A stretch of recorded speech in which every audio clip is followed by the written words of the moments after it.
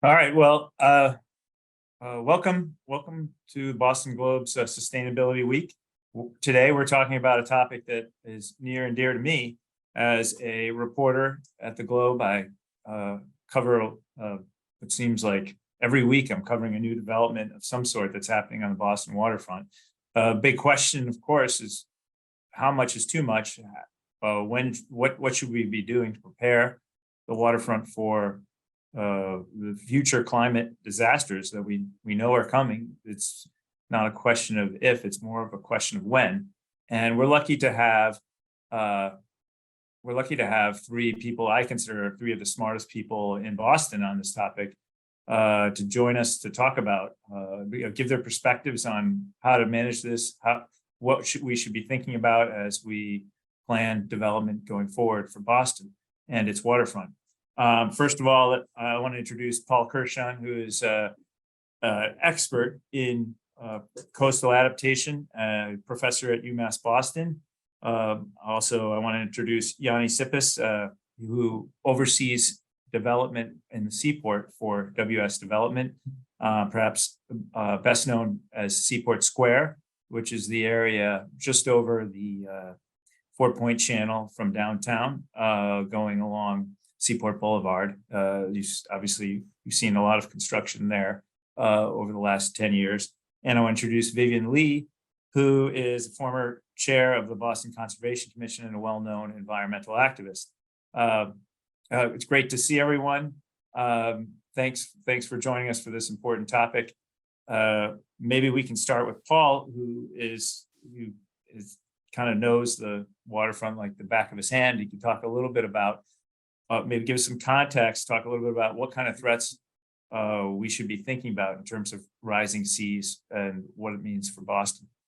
Good. Well, thank you very much, John. It's a pleasure to be here this afternoon with this great panel on this very important topic.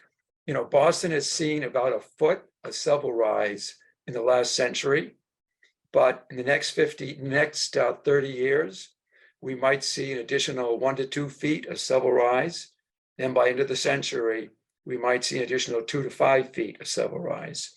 Notice I'm talking about ranges of sea level rise.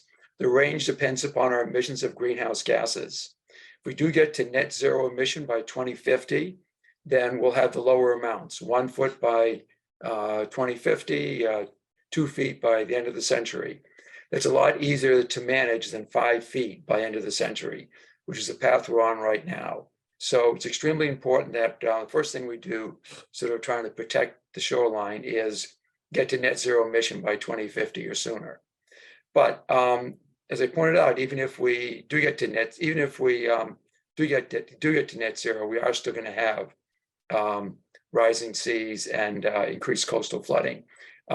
Bridget, could you show the slide, please, of coastal flooding? So this is from a Climate Ready Boston in 2016. And if you look at the extent of all the shaded areas, no matter what shade of blue, that this shows the amount of flooding we might see from a so-called 1% storm sometime in the 2070s or after, under the high emission scenario. And just for reference, we had a 100-year storm in Boston in early 2018. In fact, we had 2 in a row, one in January and one in March. There was very minor flooding. But here you can see in like 50 years from now, 70% of the South End could be flooded, 65% of East Boston could be flooded, and so on. A large portion of the seaport could be flooded. The 1% flood means that there's probability in any 1 year of 1% that amount of flooding will be equal or exceeded. But more realistically, it means there's a 25% chance of an event of like this occurring over the next 30-year period. So it's not, it's very probable we're going to see an event like this over the next 50, 60, 70 years. The other colors show what flooding you might get with a higher frequency event, like a 10-year event, or even just monthly high tide. But the point is, the message is that this area is extremely vulnerable to future flooding because of our sea level rise. Thank you. So thank you, Bridget. Vivian, I was wondering if you could bring us back to the, even before this report came out, Boston was preparing through the Green Ribbon Commission. How did they get started, and what were sort of the consequences or the results of pulling together the Green Ribbon Commission? Because you were there at the outset. So in 2009, the New England Aquarium, together with Woods Hole Oceanographic Institute, held a conference on sea level rise in the Northeast. And it really started people thinking, what can be done, what should be done. And as a result, our organization, the Boston Harbor Association, approached the Barr Foundation for funding to do the first ever Boston Harbor Sea Level Rise Forum in 2010. And Paul Kirshen, Ellen Douglas, and others from UMass at the time presented some of the maps that Paul has shown, and such, just to get people starting to think about it. At the same time, then Boston Mayor Tom Menino approached Amos Hofstadter, who has property on the North End and also a major philanthropist in our region, about the fact that he was very concerned about sea level rise. And so they came up with the idea of the Green Ribbon Commission. And their idea was to bring together business and civic leaders, people from the universities, from not-for-profit organizations, to work together to think about what could be done on climate adaptation and also mitigation. And when you think about the fact that Superstorm Sandy didn't occur until 2012, the fact that 2 years earlier, Boston was already starting to work on this, to think about it, to bring different interests together, that's pretty innovative. And I think the leadership that was shown by obviously our elected officials like Mayor Menino, and then obviously our civic leaders, our business community leaders and such, it's a very unusual combination. And I think we should all be very proud of the fact that, reacting to what Paul and also Ellen Douglas started to show us, that we weren't in denial. We actually started to really move forward. Great, thanks, Vivian. Yanni, you perhaps as much as anyone can tell us why the developers found the seaport so intriguing, even despite the threat of this. Certainly anyone who's buying real estate in the seaport is aware of those maps or something similar. It's the water's all around you. Can you talk a little bit about WS's interest in why they decided, okay, we're going to go big on the seaport, and how sustainability and adaptation figured into that? Sure, thank you. Thanks very much, John, for having us, and it's nice to be with all of you. Thank you for tuning in. Maybe just by way of background, a little bit of history, through the lens of the very important conversation that we're having today. It's notable that the work that we, and I think a lot of others, are doing now in the Seaport District of Boston is the result, first and foremost, of many billions of dollars of public investment that really laid the groundwork, both literally and figuratively, for our private investment. And that public investment was a combination of the Central Artery Tunnel Project, the Boston Harbor cleanup, the construction of the South Boston Piers Transitway, better known as the Silver Line, and the development of the Convention Center. These were all major public investments that facilitated the development of an area that had previously just been rail yards and parking lots, literally for generations, despite its immediate proximity to the thriving kind of downtown core of the city and the beautiful new resource that was Boston Harbor. The reality is that a lot of that public investment took place at a time, which was not that long ago, but that's how quickly this conversation has moved, at a time when the science around global climate change and the sea level rise that it's causing was maybe a little bit less understood, but certainly less broadly embraced by the engineering community and by government than it is today. And so what that means is that some of the infrastructure that was constructed at the time, say from the mid-1990s to the mid-2000s, was constructed without the kind of resiliency focus that we adopt today. And so the work of creating a neighborhood that would stand the test of time through the lens of the phenomena that Paul is describing really has fallen to us in the private sector and our colleagues in government through a modern day lens. And so from our perspective as the largest developer in the Seaport District, we have tried to emphatically embrace the science that Paul and Vivian are describing, And so we're building our buildings and our basically the entire neighborhood that we're building out with long-term resiliency as a major priority. And that starts first and foremost with raising the grades as we go, the prevailing grades around our buildings and the ground floor elevations of our buildings. We're elevating all of our critical building systems above the ground floor by a story or two. We're investing heavily in green spaces that make the entire neighborhood more resilient, both in terms of resistance to storm events and tidal events, but also in terms of the urban heat island effect and other aspects of climate change. But we're also doing things that are less visible, like investing in a utility microgrid that will tie together a number of our buildings to improve redundancy and resiliency of key systems. And so we're sort of picking up where the public investment left off with our private investment, but doing so through the lens of this really important conversation, because we believe in science and we're building our buildings accordingly as part of the long-term future of Boston's waterfront, because we understand and believe in global climate change and the sea level rise that it's causing. Can I just add, I mean, we need enlightened developers like what Yanni has said and what he represents. And I think also in the Seaport, for example, Brian Coop at Boston Properties. So shortly after Superstorm Sandy in 2012, people would ask us to come to panel discussions and such. And Brian Coop at Boston Properties and I would sort of do this, would go together to a variety of discussions, particularly with the development community. And so I would talk about some of the things that Paul's already indicated, what's going to happen in 2030, 2050 and such. But Brian would then show photos from Superstorm Sandy, the damage that was done to their properties in the New York, New Jersey area.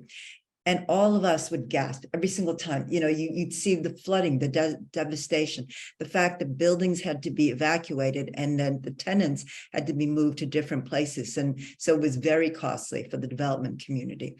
And Brian and WS and other organizations, other developers like that were the ones that really were so key in terms of sounding the alarm. But the other piece I want to mention is there are others in the community. I think about Spalding Rehab Hospital. They were going to move from their former site to the Charlestown Navy Yard. And after Katrina, they sent their staff, planning staff, engineers and such, to look at what happened after Katrina, when a lot of the hospitals had been developed where you couldn't open the windows, where, obviously the storm impacts were very great. And so Spalding Rehab was one of the first hospitals to actually raise again their elevation. They put their all their equipment on the roof. They thought a lot about the landscaping and such. So again, while there are advocates like our organization and others, it is really crucial to have the partnerships that we're discussing here, not only from the academic side, but also the people that are actually implementing what we're talking about, the developers, the hospitals, the educational institutions and such. And I think that's what makes Boston really unique and special in terms of how it thinks about planning. If I could add, well, certainly, I'm so glad that developers are making their buildings resilient now. We still have the problem, though, that even though we might protect the individual buildings, how do we protect the region around the buildings? How do we protect the T, the big dig, and the other lifelines, which allow these buildings to function? And also, how do we protect the neighborhoods that are behind these buildings? Like, for example, in the Fort Point Channel, if that floods, it floods that area, but also goes into parts of South End, I think also Roxbury. So I think the next step is going to be these sort of district level solutions we have to look at, like protecting the entire, Seaport area, protecting all the area around East Boston and so on. And so this is also going to require these public-private partnerships. And I'm feeling very fortunate that I'm in a area where everyone believes in science and the public and private groups have worked together, because that's the only way we're going to get it done fairly in an equitable way if we all work together on this. But we do have to start thinking a little more, besides protecting individual assets, think about protecting the regions and districts. Well, We did the Sea Level Rise Forum in 2010, and Paul showed his information. We had asked Tom Kitten, who is the head of Massport, to also speak at the forum. Tom had been the head of aviation for Massport before he became the head of Massport, the entire Massport, which includes both the port areas and the airport and real estate. And Tom said, "I know nothing about climate change. What am I going to say?" Anyway, when he came to the forum, what was really interesting was he said, we have an airport. We could put barriers around that. We could protect, the runways, but people would still not be able to get to the airport because to what Paul just said, Tom Kitten, who was not an activist, but immediately thought about the fact, if the roadways are flooded in East Boston and other areas, there is no way the passengers will be able to get to the airport, even if the runways, were available for planes. And so the idea of thinking more broadly than an individual parcel is absolutely key. Yeah, I think there's always an instinct, and certainly we see it on a day-to-day basis to label climate change or sea level rise as a hyperlocal issue. And I think it's important, just as a threshold matter, that we have to stop framing this as a neighborhood issue, or even a citywide issue, or a city government issue. Of course, it's a global issue, but more locally, it really is a regional or a statewide issue. And I think to pick up on and a little bit of the optimism that Paul was expressing, I think we in Massachusetts specifically have proven time and time again throughout our history, really, if you look back through the centuries, but even recently, that we're capable of tackling this magnitude of challenge and doing big, complicated, difficult things together when we put our minds to it. We buried an entire highway system. We cleaned up the harbor. We developed engineering solutions, or at least solutions that had engineering roots to big problems. And we can do it again if we prioritize the policy area and get all levels of government and all agencies at each level of government involved, along with academia and the advocacy community and the private sector. It really needs a truly holistic solution, even if the solution isn't necessarily what's best for each individual government agency. And of course, in Massachusetts, where we have so many different municipalities and agencies and levels of government, that can be really challenging. I mean, look at the debates around housing that we're having now. But in thinking about some of those recent examples, like I'm sure the Metropolitan District Commission wasn't thrilled with the creation of the MWRA, or the State Department of Public Works, which was in charge of highways, probably didn't love that the Turnpike Authority, was leading the Central Artery Tunnel project. But those kind of interagency moves catalyzed really incredible things, and I think are examples of where the silos of different levels of government or different agencies within government were set aside, were broken down to achieve really difficult things. And that ought to be the platform for this discussion moving forward, because it's not a local or a neighborhood issue. It requires that level of cooperation that Paul and Vivian are referring to. And if we think Great. Well, I'm going to start throwing some questions your way, just to let the audience know.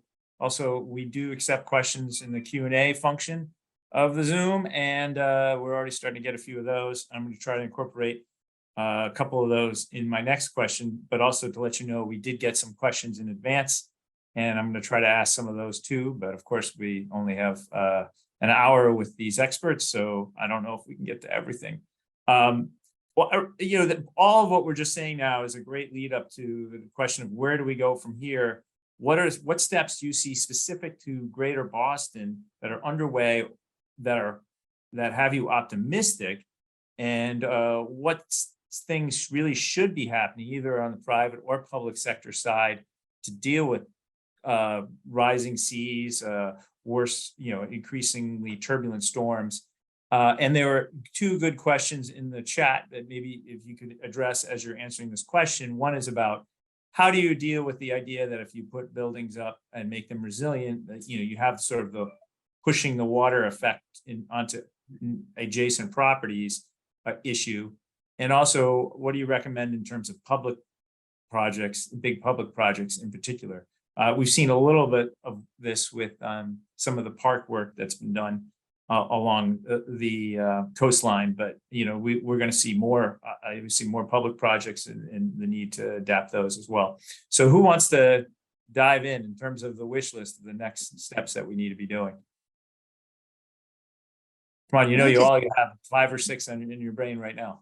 Just set the stage. So, I mean, I think one of the things that we're fortunate with, and Yanni alluded to that, is that the politicians, the elected officials in our Commonwealth and also in Boston don't have to be convinced that there is need for immediate action. And that includes both Democrats and Republicans. I mean, we are fortunate, you hear debates in other parts of the country where there's total denial and it's Democrat versus Republican, Republican versus Democrat. We don't have that problem here. I mean, whether it's Deval Patrick, whether, we can go right through the list of, the governors that we've had, Charlie Baker, and of course now Maura Healey. They've all been supportive of what we're talking about. And when we think about mayors of Boston, whether it's Tom Menino, whether it's Marty Walsh, and certainly now Michelle Wu, they don't have to be convinced. They have moved forward, and they have moved in spite of what the government on the federal level may or may not have done. That's something very important, because as I look at what's happening in the rest of the country, and as I see what my colleagues, in the advocacy community, the Sierra Club and other organizations where they have grassroots efforts, they don't have the same support from public officials, elected officials, that we see here in Massachusetts and in Boston. And so I don't think we should just take it for granted. I think Paul and Yanni will talk about more specific techniques, but I think that we really have to also acknowledge the fact that we live in a very unique state and a city where, frankly, the elected officials believe in what we're talking about right now, and we don't have to convince them or have yet more studies that explain to them why something needs to be done. There's a very specific bright spot that sort of picks up right where you left off, Vivian, and that's specifically through the lens of the built environment, is that government regulations on new development, on new buildings, are really hitting their stride around this topic. And if you would ask this question, like even 5, maybe certainly 10 years ago, whether government was keeping up with the science, the answer would have been no. And the Green Ribbon Commission was at the time thinking deeply about these issues and was, doing a tremendous amount of legwork and foundation building, but only recently has that legwork been translated into regulatory action. And so, about 18 months ago, the Article 25A, the so-called Coastal Flood Resiliency Overlay District, which is a mouthful, but that's a new zoning article that applies to big chunks of the city. And those regulations have started to really catch up with and keep up with the science in terms of the elevations that they're now requiring, floodproofing to be created for. So it's, and from our perspective in the private sector, it's not just about regulation. It's not just doing something under duress because government says you have to. This is about building, buildings that will stand the test of time and ultimately create at least a part of the overall building blocks, the overall puzzle of creating resilient neighborhoods. The building footprints and the open spaces immediately around the buildings are one piece of that. Of course, the public sector, as part of a broader consortium, has to help us fill in the gaps between the buildings, whether they be public streets, whether they be harbor walk, whether they be other specific physical interventions. But for the first time, I think government regulation really is, setting an appropriately high bar around this issue, and that certainly is reason to hope. And make no mistake, this is hard. Like, buildings will look different. Buildings built under 25A are not going to look like buildings that were built 5 or 10 years ago. They're going to be higher, they're going to have harder walls, they're going to have different types of edges. There's going to need to be a lot of creativity in terms of architecture and how those buildings meet the public realm. But over time, they'll come to be accepted very much as we look at, neighbors around the country and around the world that have been dealing with these issues for even longer than we have. Some of what you see around the Low Countries in Europe, maybe on day one looked a little strange, but today they're viewed as beautiful and part of the landscape. And I think that same phenomenon will happen here, not only with the built environment around the private sector's work, but also some of the work that our colleagues in government, will need to facilitate around the water's edge, for example. What do you think, Paul? What do you think of that zoning code, which is a pretty big change? And what else do you think the city should be doing, and any other steps we should be taking? I think the zoning code is a really good tool, and it's good that it's been embraced by developers without any reluctance, because it's sort of a no-brainer. And I think we should feel really good that BPDA put that forward. Just sort of stepping back, I mean, you look at coastal, dealing with climate change on the coast, you can accommodate the flooding, which means you let it occur and you live with it. So that's sort of the phase we're in right now. The next phase is sort of protect, you keep the flood away. And that's a phase we're going to be looking at over the next, 50, 60, 100 years even. And then eventually you think about maybe retreating on the coast. We can't live on the coast anymore because storms are too intense, sea level is too high. I think we aren't going to be thinking about that until after 2100.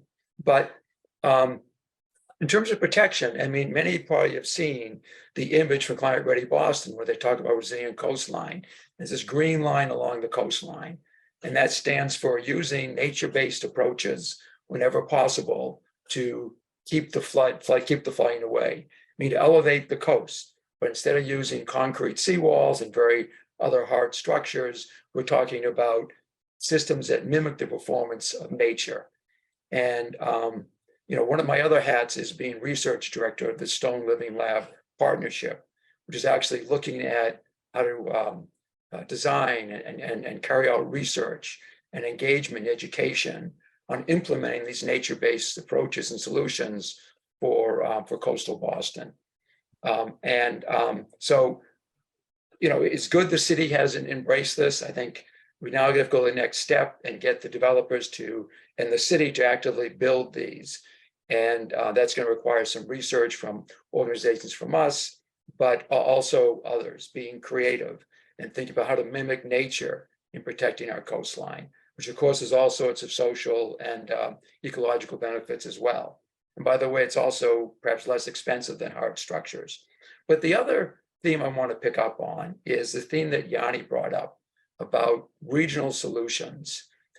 Boston Harbor, Boston and the municipalities in Boston Harbor are part of a regional interconnected infrastructure, environmental and social system that if it fails in one area is going to cause stress in another area.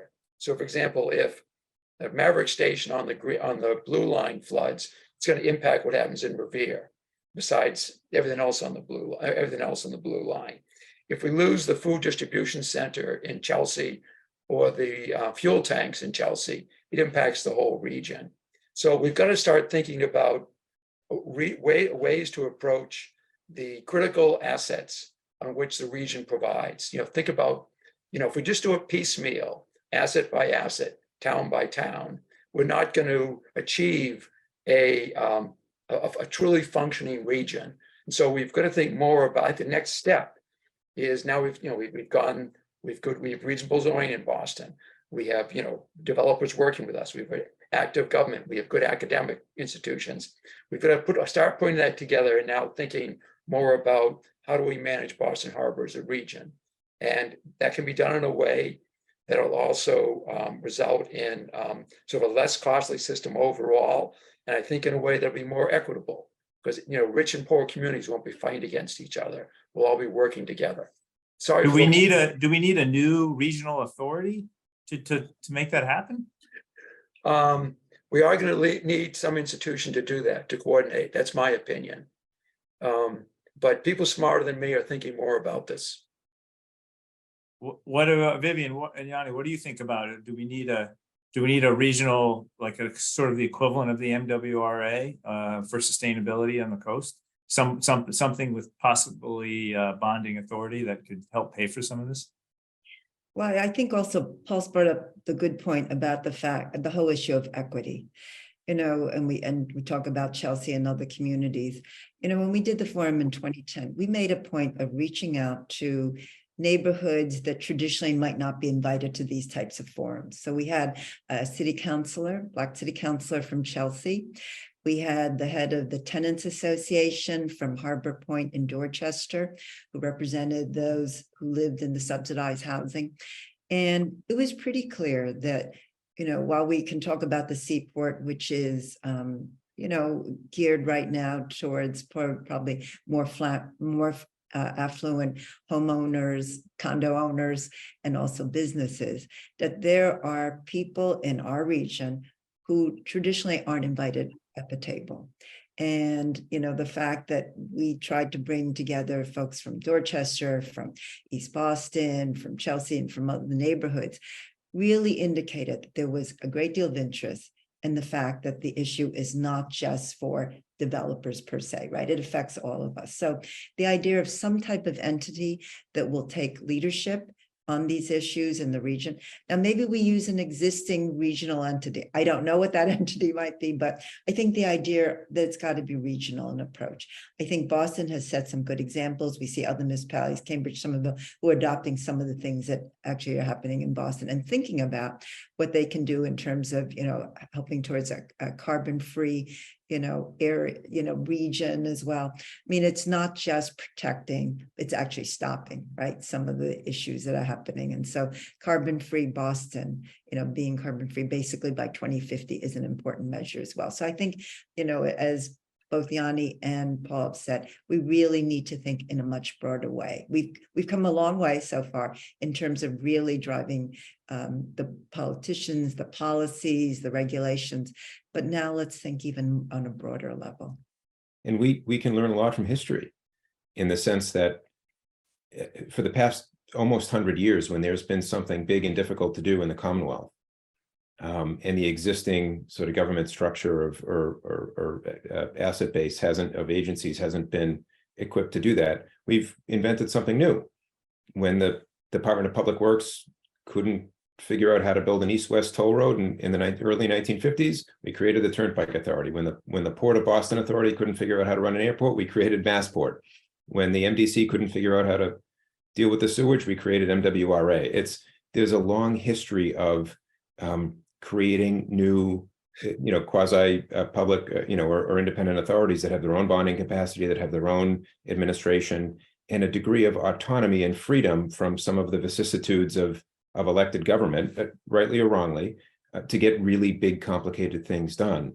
So if history be any guide, the idea of creating some type of authority at least a regional or a state level to handle some of these, really difficult engineering and other challenges certainly seems to make some sense, just based on how successful those authority models have been, in the past here in the Commonwealth when we faced similarly scaled needs. Yeah, Interesting. I just add, one of the big challenges of dealing with climate change is the social justice issue. I mean, those that have contributed the least in terms of greenhouse gases are going to be suffering the most. And that's not only true in Boston, but it's throughout the world. So any regional authority we create has got to focus a lot of attention on the environmental justice issue.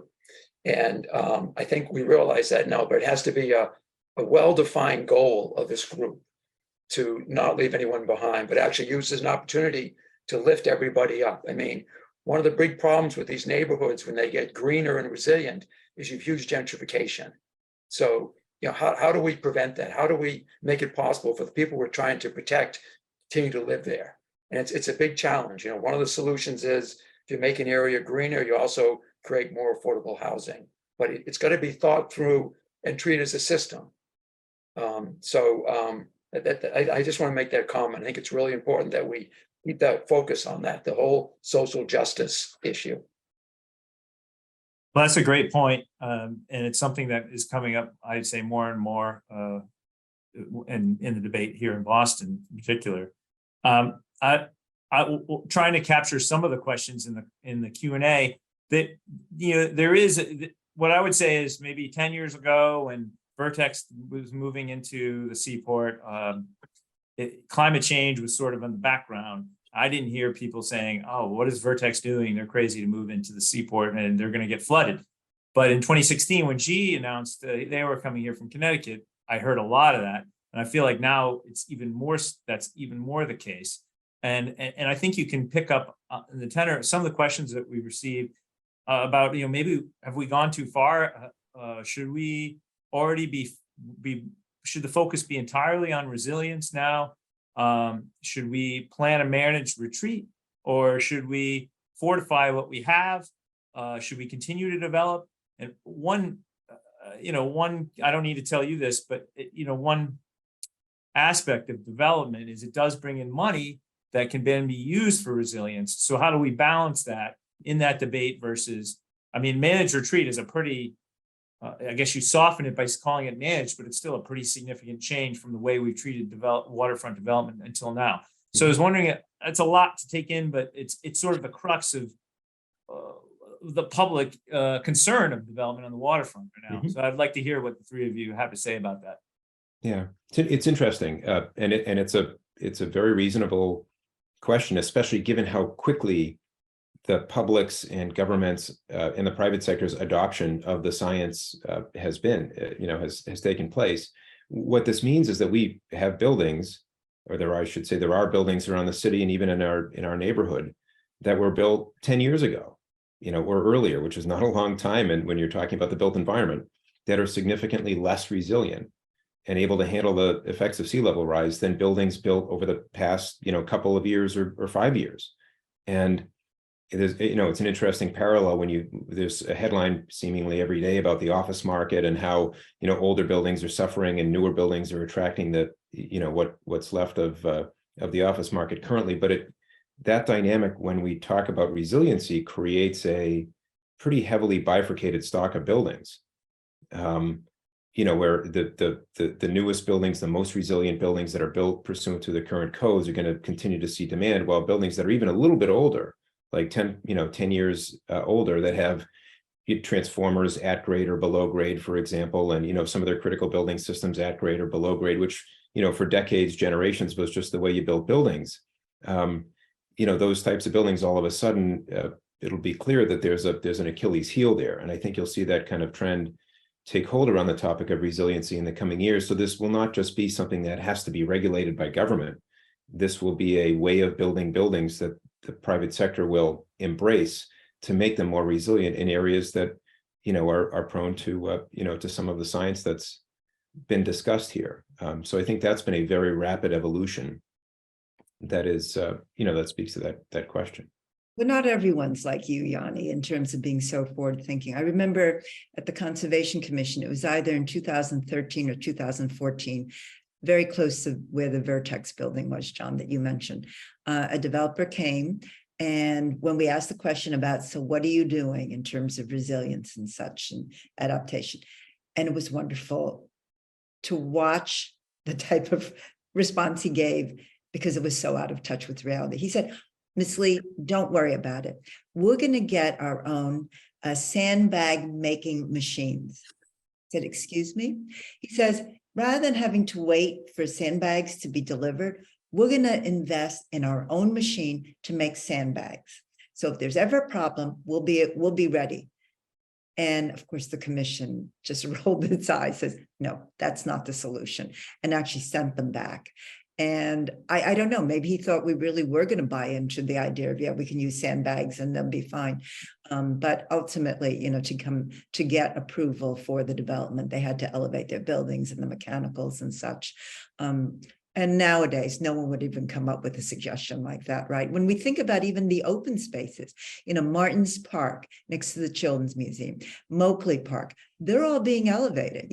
Any of the new open spaces that are being either done by the public sector or the private sector, philanthropy in the case of Martin's Park, they're all elevated. So even, when we think about open space, when we think about the Harbor Walk, and we were so proud to have, more than 80% of the Harbor Walk done. But even now, as we're going back to do maintenance and work on the Harbor Walk, we know now that it has to be elevated. So yes, you have to provide that public access, but it's got to be elevated in anticipation of the things that, Paul has been talking about. So, you're seeing at all levels, people thinking in a very different way, in a creative way.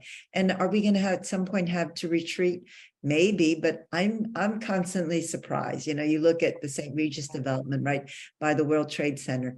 Those condominiums in this past year have gone, we're not talking about 1 million or 2 million. We're talking about $8 million and more, right on the water's edge. And people are still making those investments. I have to say, I'm a little bit surprised, but okay. So at some, whether the property owner will own it for decades or, their estate will hold it for decades. I'm not sure. But what we're seeing is even with construction and development, we're still always going back from a maintenance and operations perspective to make something better, right? So even if you did all the right things today, 10 or 15 years from now, Yanni can tell us, you're still going to have to do maintenance and changes and such, because that's what happens with any type of development. And certainly on the waterfront in particular, with all the elements, it's even more challenging. Might just add something. The elevation that's taking place of Moakley Park and those other areas is really planning for 3 feet of silver rise. So it's around 2070, given the emission path we're on right now. So if you do think, you have to think beyond a little bit 2070. And we need to think about sort of a new way of planning where we do think, the 2100 and beyond. We don't know what the climate's going to be. We don't know what society is going to be like. Like maybe everybody will be working from home. There's so many unknowns in terms of the climate, social structure, economic structure, the environment, and so on.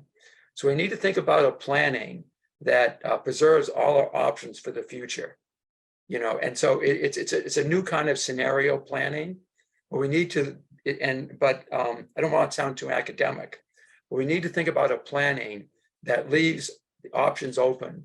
So no matter what pathway we choose for development or retreat or accommodation, it leaves us options to deal with the future and the future changes, because there's just so much uncertainty in the future now. So we've got to think about a way to plan to accommodate all that uncertainty, to make sure that something we do now does not really result in maladaptation, given all the possible futures we might face. So it's a new way of planning. We used to design infrastructure to a fixed climate. Now all that planning has to be designed to a climate we don't know about. We don't know about what demand's going to be like. It's a whole new world out there in terms of design and management into the future. Great. Well, I want to just steer from Boston for a second. Can you maybe talk about what other cities are doing in the United States and perhaps other countries that how it compares to what Boston's doing? How do you see, how does Boston fare when compared to other U.S. cities? I can tell you that certainly a lot more public money is being spent in other cities for fortification than what we're seeing in Boston right now. So I'm just curious from everyone's perspective and how we rank and where the places that are doing it right are really getting ahead of the curve. Spending a lot of money isn't always the solution, but I have to say we haven't seen like big ticket harbor resiliency projects happen in the Boston area yet, like we've seen in other metro areas along the coast.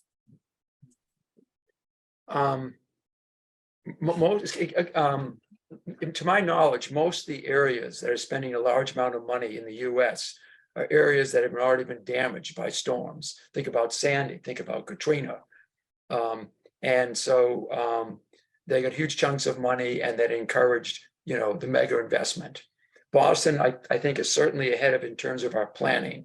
I remember meeting with Mayor Menino, and he said, we don't want a Sandy here. And I think we've been working very hard to try to avoid that. I think we have plans in place now. Now we got to get the money behind it.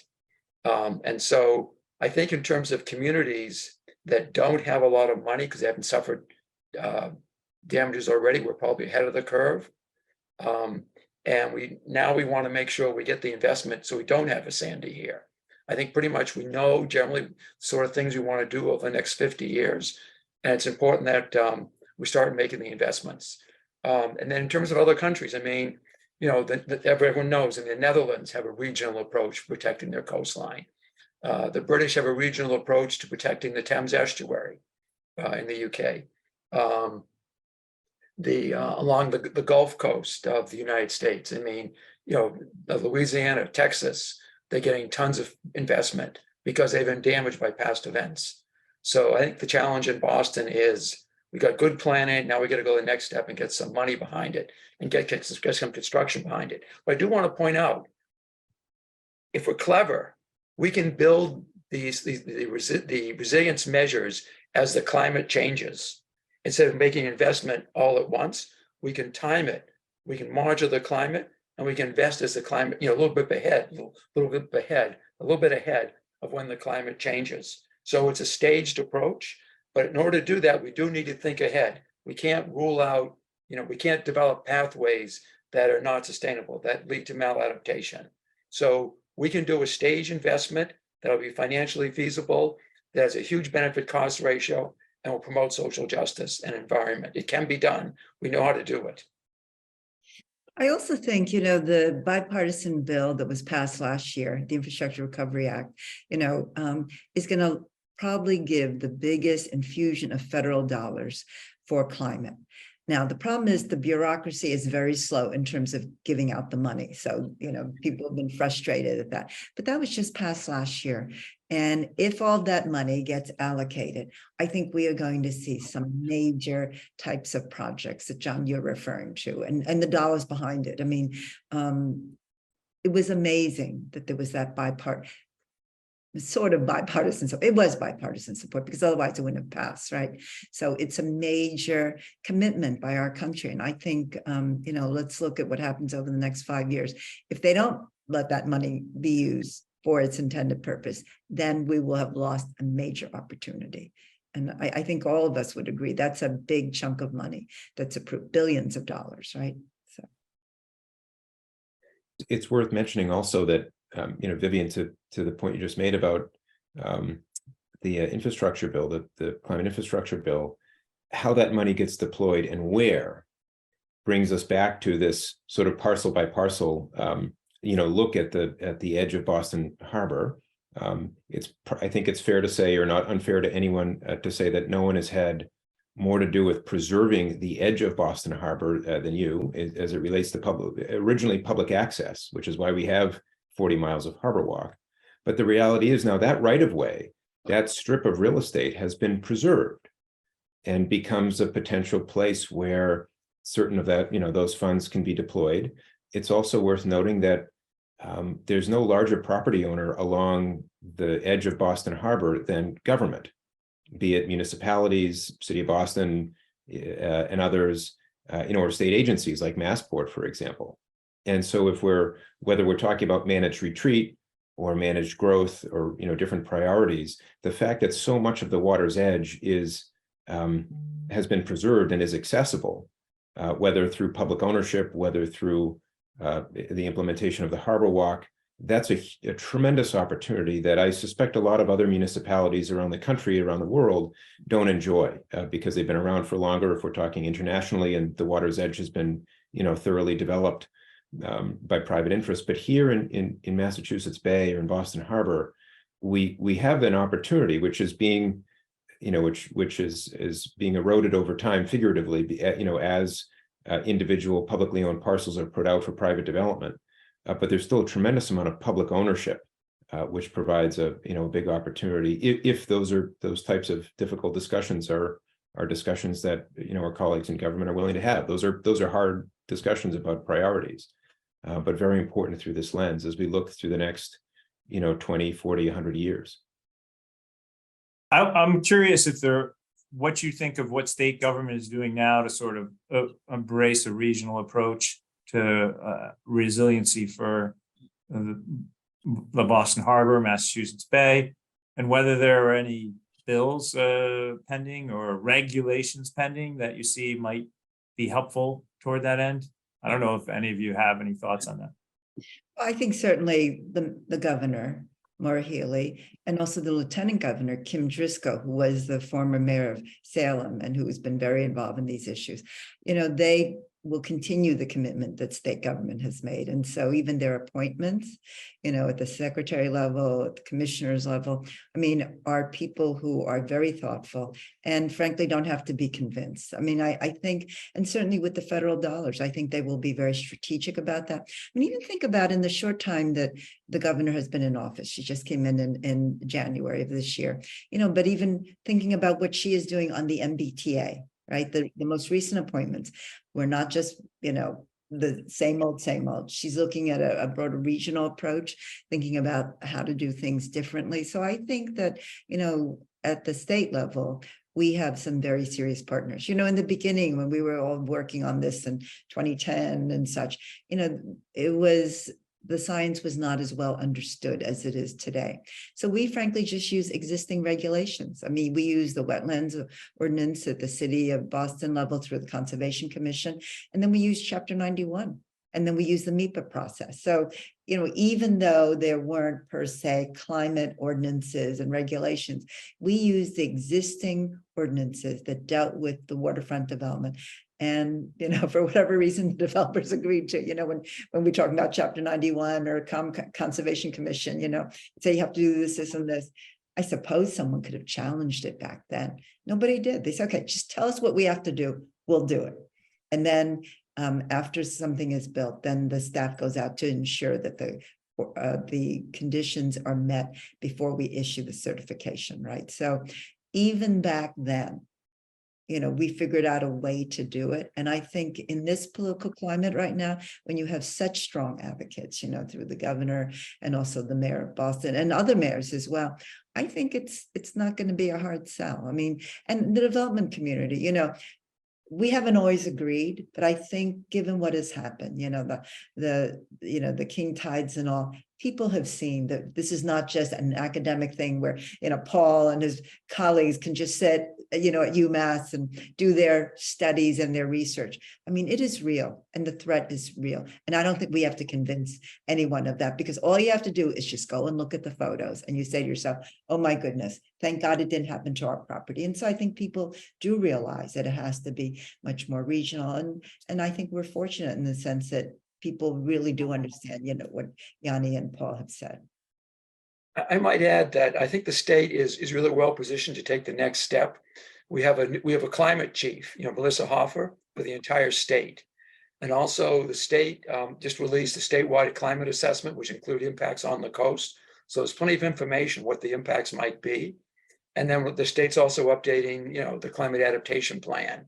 So there's plenty of information and there's good leadership in place to take the next step, to think about regional approaches that are going to be equitable and environmentally sound. So I'm hopeful, but I'm really hopeful. There's also been some great examples of leadership, you know, specific decisions that were made by both state and city agencies. Just two examples just popped to mind as you're speaking. One is what Massport is now doing with the trustees over in East Boston, which, you know, that's a hyper local initiative, but the idea that pier is not going to be luxury condominiums, but Massport made a choice a long time ago that's only now coming to fruition that was going to be open space and, you know, a public recreational facility that also will play a modest but locally meaningful role in the resiliency of the East Boston waterfront. But also, you know, in a similar timeline, maybe more recently, the BPDA electing not to move forward with the development of Pier 5 in the Charlestown Navy Yard, where those for years, for almost a generation, that was going to be luxury condominiums, luxury housing. And the BPDA, maybe within the past year or two, elected not to move forward with that and just basically push pause, you know, recognizing that we live in a very rapidly changing world. So those are two very small examples. Those aren't regional solutions, but two small examples of agencies displaying really difficult, you know, making really difficult decisions and displaying great leadership around this, you know, this really important topic, and certainly much more to come. And to follow up on what Yanni just said, you know, there was a time when the harbor was really dirty and people put the undesirable uses on the harbor, including public housing. So if you go to the East Boston waterfront, for example, there are a number of instances where there's public housing, which today any developer would say, no, we're going to put luxury housing there. But back then, you know, it was sort of a harbor that was too dirty. People put public housing there.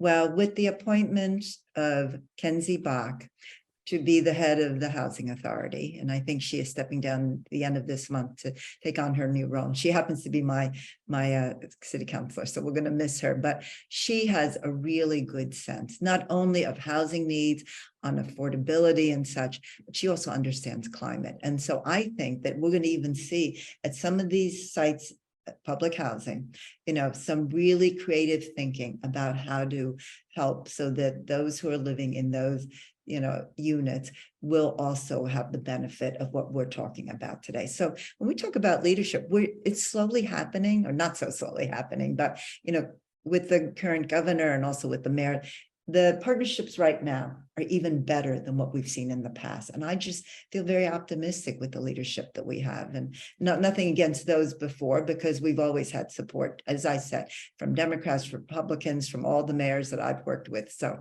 but this is a really good opportunity. And with the federal dollars that are going to be available, I think in the next 5 to 10 years, we're going to, invite us back, John, in 5 years. And I think We'll see. I'll hold you to it. We're running out of time. Only got a few minutes left, so I'd like to give everyone a chance to give their closing thoughts. I'm sorry I wasn't able to get to everyone's question, but one thing that seems to be coming up persistently in the questions is, is it time to stop building on the coast? And I gather from your answers that it's not yet. There are creative ways to build and be resilient at the same time. So maybe if you can wrap up your thoughts with addressing that fundamental question in the 3 minutes we have left, that would be great. Sure. We now know there's a way to build responsibly, and the chief ingredient of that responsibility is accepting and embracing the science. It sounds so simple, and yet it hasn't happened until, I would say, quite recently. If we do that, there is a way to build responsibly. However, there'll need to continue to be a conversation around the management of growth, around what happens to remaining waterfront assets that are in public ownership, and whether growth or some other approach is most appropriate from a policy prioritization perspective. But we've learned, I think we have, as an industry, have learned an awful lot in the past 5 to 10 years, thanks to academics like Paul and advocates like Vivian and our colleagues in government. There is a way to do this responsibly, but it takes a long-term vision, and it takes an embrace and an acceptance of the science and what we know is happening to the planet. I might just say very quickly, first of all, I appreciate the Boston Globe and John organizing this forum, and also the Globe having really great climate change coverage. You're also an important resource for the region. I generally agree with Yanni's comments. The only thing I'd add is realize sometime we're going to have 6 feet of sea level rise, which is going to make it very difficult for our coastline to function the way it does now. Just keep that in mind as we work along the coast. I agree with everything that both of them have said. And I just want to remind you that under Chapter 91 Thailand's regulations, 50% has to be left for open space. And so if there is going to continue to be development along the waterfront, that we can think about different ways to use that open space, to meet that open space requirement, so that you have, benefits, not only from a climate perspective, but also from the citizens and residents who live there, and particularly those who may be, of limited means and such. I mean, affordable housing is something that we really need. And certainly as, we look at what happens with public health, there'll be an opportunity as well to do some very creative work. Great. Well, I'm going to close things out. Thanks so much for joining us today. This was a great discussion. Again, I apologize we couldn't get to everyone's questions. My email address is pretty easy to find, so if someone wants to send me the questions afterwards, we could always follow up. Look forward to staying in touch with all of you as we cover this important story going forward. And thanks again for tuning in to the Globe Sustainability Week. Thanks a lot. Have a great afternoon.